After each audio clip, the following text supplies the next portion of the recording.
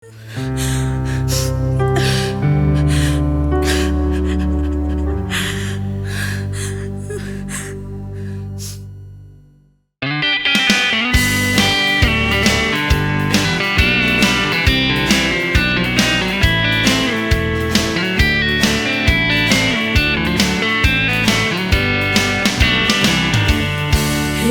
kong har takahian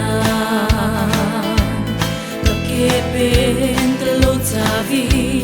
Kapurten min del tau tang chin ma se Chan pui tu nai reng lalpan Min toi sang le chi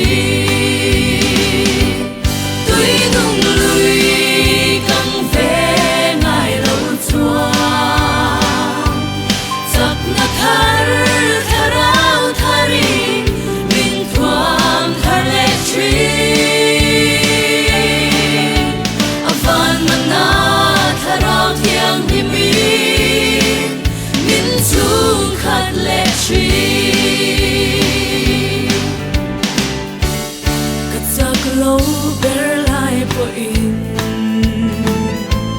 Kakepen ven saka Kal ngay na reng she lova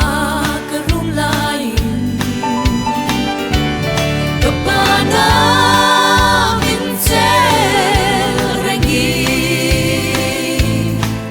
Min kai chuak le chi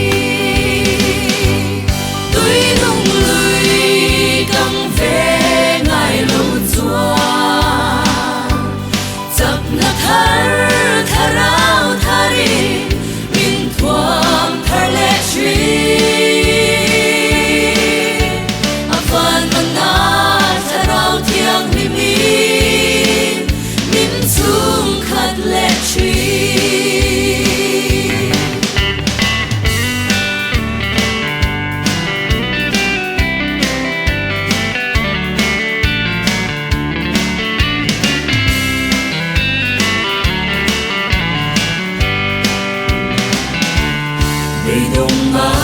cộng lại Bị si na nung min pe a Har sat na